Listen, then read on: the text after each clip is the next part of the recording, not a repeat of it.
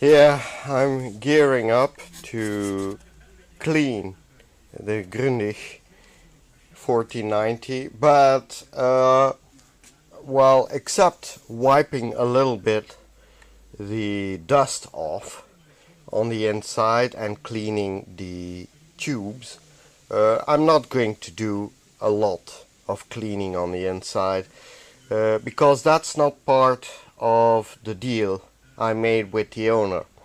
So yeah, cleaning will be basic on the inside of the chassis.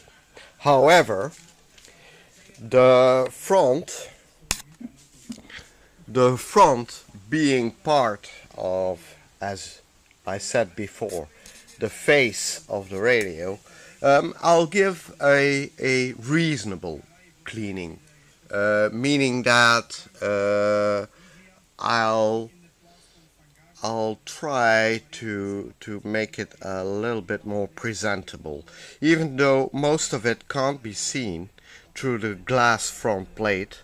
I still believe that if I clean it a little bit, it's going to influence the light coming through the front plate. So yes, I'll give it a kind of cleaning. And then what needs to be done is to clean the mechanical part of this radio. As you know, it's full of switches and buttons. And a nice little detail is this indicator you see here in the center. Now this, as far as I understand, is a sort of an equalizer mechanism.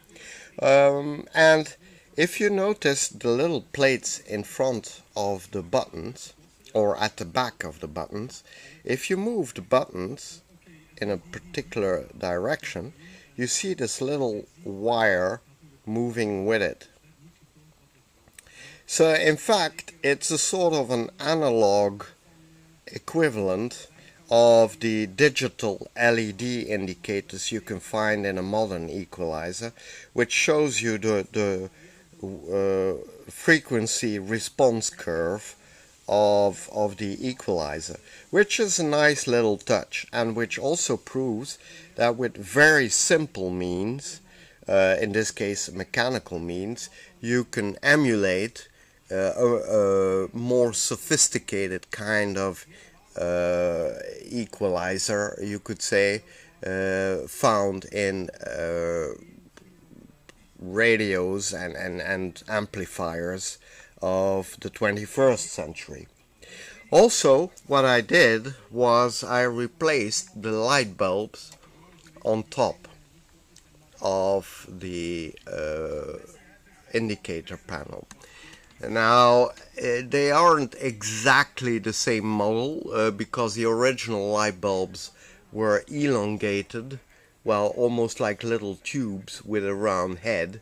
These are completely round, but I don't think that will play any sort of particular influence or role in the amount of light they will shine onto the front panel.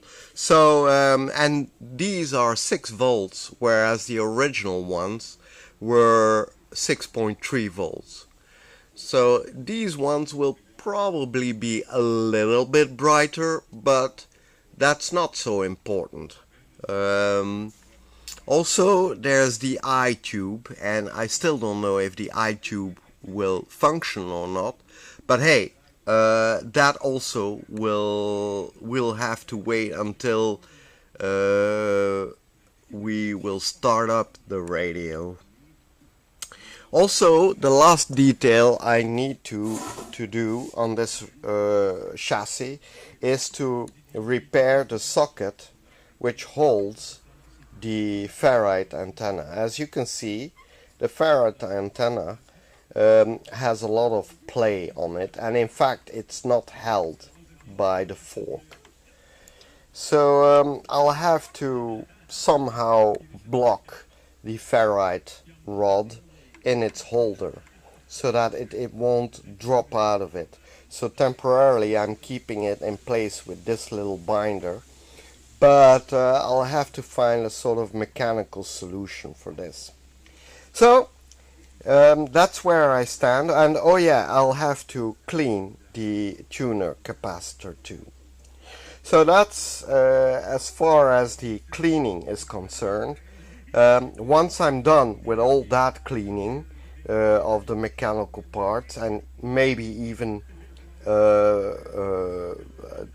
fine-tuning the mechanical part, then we will probably be able to start up the radio and see whether it will function or not.